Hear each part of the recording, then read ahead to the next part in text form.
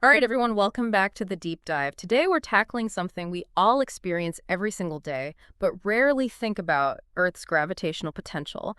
And for this deep dive, we're using a unique source, an interactive physics applet from Singapore. Oh, interesting. Yeah, it is. This applet lets you play around with different values, and see how they impact Earth's gravitational field. And it's all visual and engaging, which is kind of cool. And don't worry, you don't need to be some sort of physics whiz to understand this stuff. We're going to break it all down together and uncover some pretty amazing insights. So, Sounds good. one thing that really caught my eye was this table in the applet, and it shows how gravitational potential changes as you move further and further away from Earth. And like at the surface, it's like this massive negative 62.7 megajoules per kilogram. Yeah. But as you go, like millions of meters out, it starts to decrease. And I have to admit, seeing those huge numbers, it kind of makes my head spin a little bit. Yeah, it's definitely a lot to wrap your head around. You can think about gravitational potential, um, kind of like climbing a hill. The higher you climb, the harder it is. Right? Oh, You have to use more energy, and you build up more potential energy. I see where you're going with this. So as you move away from Earth's center, it's kind of like you're climbing that hill, working against gravity's pull. So your potential energy starts to decrease, and that's why the numbers get smaller. Okay, that analogy definitely helps to visualize it, like I'm actually climbing. And the applet actually gives this example. Between 20 million and 50 million meters from Earth, the potential difference is negative 11.95 megajoules per kilogram. Right. But why negative? It's like you're losing energy as you move away, right? Right, exactly. That negative sign just means there's a decrease in potential energy. So as an object gets further and further away from Earth, it's less bound by gravity, so it loses energy. It's kind of like rolling back down that hill we were just talking Yep. about. Yeah, exactly. Gaining speed but losing potential energy. Got it. So this whole decrease in potential energy, that must have some huge implications, especially when we think about like launching satellites into space, right? Absolutely. Imagine like trying to launch a satellite that weighs, let's say, 0.01 times 10 to the power of 24 kilograms. Yeah. That's, pretty standard for a large satellite. The energy needed to lift that thing against Earth's pull is just enormous. Sure. We're talking something like negative 1.196 times 10 to the power of 29 joules. That's where the real challenge of space travel comes in. Wow. Yeah, that is a huge amount of energy, to say the least. Yeah. It really highlights just how powerful Earth's gravity is. So does that mean that launching a heavier satellite would require even more You energy? got it. The heavier the object, the more energy you need to basically overpower gravity. Yeah. That's why those rocket scientists, they spend so much time calculating every gram of payload and Yeah. optimizing fuel efficiency. Yeah, gotta make every drop count. It's wild. We're talking about incredibly powerful rocket engines Right. and massive amounts of fuel just to kind of break free from Earth's grasp. It's incredible how these kind of like abstract physics concepts actually have such real world and expensive consequences. For sure. And speaking of expensive consequences, this applet also calculates the potential energy lost by a satellite, descending from 13,630,000 meters back to Earth. Another. Massive number. So let me guess, this is where things get really hot. You nailed it. That energy loss, it's the reason why spacecraft experience those fiery reentries. All that energy is basically transformed into heat as the satellite plows through the atmosphere. Amazing to think about all that energy involved just to move something away from and then back to Earth.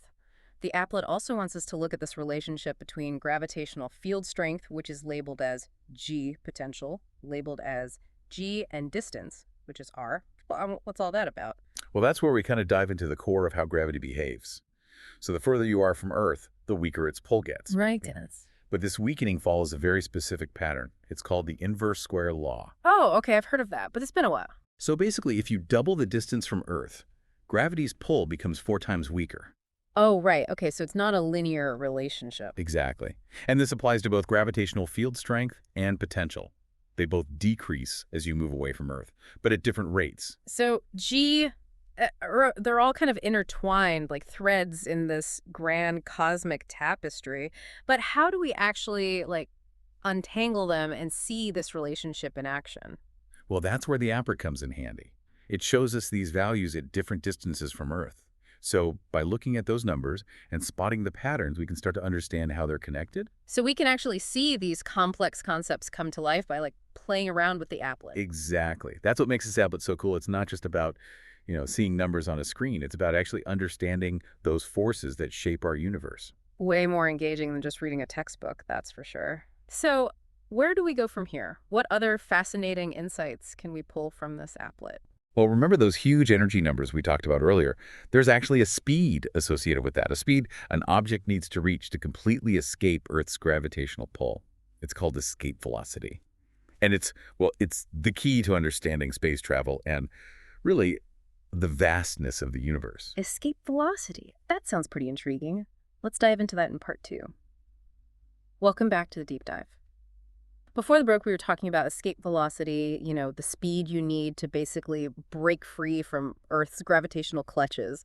It sounds kind of like something straight out of a sci-fi movie. Yeah, it does have that kind of ring to it. But it's a very real thing, and it's crucial for space exploration. So how do we even begin to calculate something like that? Does it depend on the size of the object? Like, would a bigger object need more speed? That's a good question. Yeah. And the answer might surprise you, but no. Mm. Escape velocity, it's actually independent of the object's mass. So it doesn't matter if it's a tiny satellite or a massive rocket, the speed needed to escape Earth's gravity, it stays the same. Really? That seems a little counterintuitive. I would have thought a heavier object would need more, oomph to break free. Yeah, it's a pretty common misconception. But think about it this way. Gravity pulls on every single bit of matter equally, right? Right. So while a heavier object has more inertia, that means more resistance to change in motion. It also experiences a proportionally stronger gravitational pull. Oh, so it kind of balances out. Yeah, those two factors, they basically cancel each other out when it comes to escape velocity. That makes sense. So what exactly is Earth's escape velocity then? It's about 11.2 kilometers per second.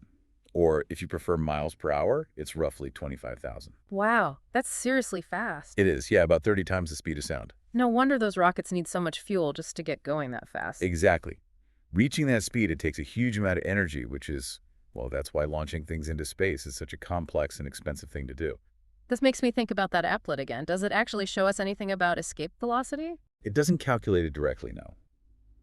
But it does give us all the pieces we need to understand it. Remember that table we were looking at earlier? With gravitational potential, field strength, and distance. Yeah, those numbers were pretty mind-boggling, if I'm honest. They were big, for sure. But they really hold the key to understanding escape velocity. You see, to reach escape velocity, an object needs to have enough kinetic energy. That's the energy of motion, right? Right. To basically overcome its gravitational potential energy. So it's like this cosmic tug of war between kinetic energy, like pushing the object away, and potential energy pulling it back towards Earth. Yeah, that's a great way to think about it.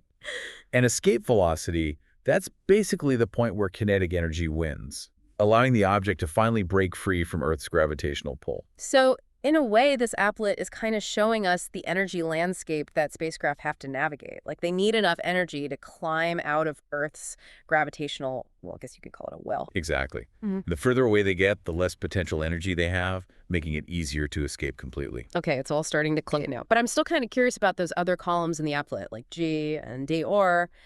How do those fit into all of this? Right, so GR, that's the gravitational field strength, which we talked about a bit earlier. It basically tells us how strong gravity's pull is at a particular distance. Got it. And DRT, that's the rate of change of potential with distance. It gives us a measure of how quickly the gravitational potential changes as we move away from Earth. Okay. And are those values actually important for calculating escape velocity? Not directly for the calculation itself, no. Right. But they do give us a much deeper understanding of how gravity works. For example, the fact that G decreases with distance, that means that the further away an object is, the weaker gravity's pull will be. Which would make it easier to reach escape velocity from a higher altitude, right? Exactly. It's kind of like starting your climb from halfway up the hill instead of the bottom. Reaching the top is going to be much easier. Makes sense. And what about DOR? What does that tell us? Well, that tells us that the rate of change of potential, it also decreases with distance. So the further you are from Earth, the less drastic the change in potential energy is for a given distance. So the energy landscape, it gets less steep as you move away. Precisely. It all connects together beautifully.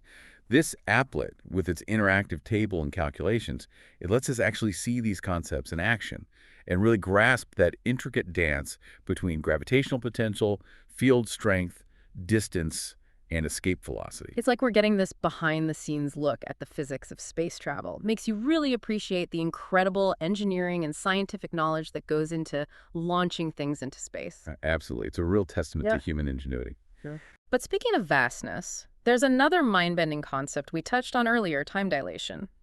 The idea that gravity can actually affect the flow of time. And that's where things get really interesting. So, listeners, hold on to your hats because in part 3, we're going to dive into the mind bending world of time dilation and see how it connects to all of this. You won't want to miss it. Welcome back to the deep dive. We covered some pretty heavy stuff today, like Earth's gravitational potential and escape velocity and all the energy it takes to, launch things into space. But now we're going even further down the rabbit hole into a realm that really bends your mind, time dilation. Yeah, it's definitely one of those concepts that sounds like it's straight out of science fiction, but it's a real consequence of Einstein's theory of general relativity. Okay, so remind me again, how does gravity actually affect time? It still feels kind of like something out of a Christopher Nolan film. All right, well, think of it this way. Gravity warps space-time. So the stronger the gravitational field, the more space-time is curved, and the slower time flows relative to, a weaker gravitational field. So you're saying time is relative, not absolute. Like time can actually pass at different rates depending on where you are in the universe. Exactly. It's a pretty big shift from how we usually think about time, as this constant thing. Imagine two clocks, one here on Earth and another way out in space where gravity's much weaker.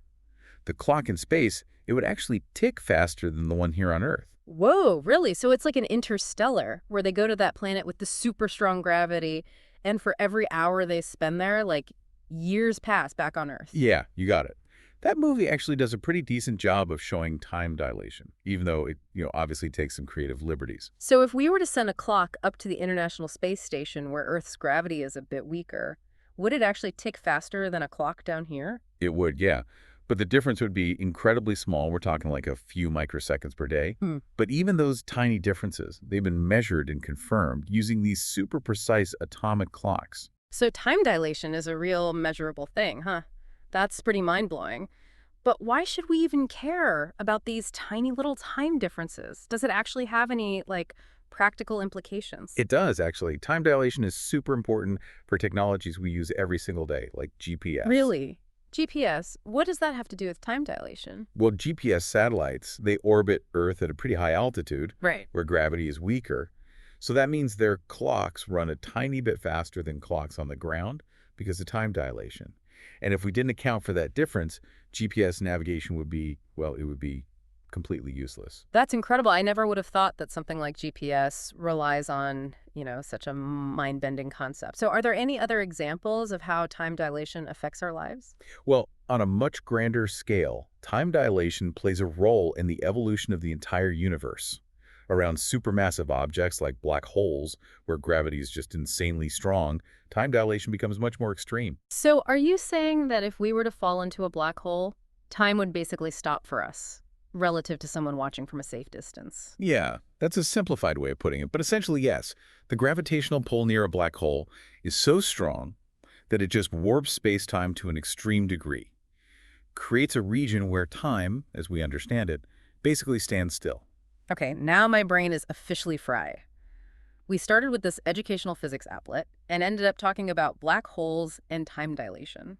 It's been quite a journey for sure. Well, listeners, I hope you enjoyed this deep dive as much as I did. We learned that Earth's gravity, it's not just some force that keeps us on the ground. It's this fundamental aspect of the universe, influencing everything from the way satellites move to the very fabric of space-time. It's a good reminder that there's always something new to discover, even in the things we think we know. So keep exploring, keep asking questions, and who knows what amazing insights you might find. Huge thanks to our expert for taking us on this incredible journey. Until next time, keep looking up.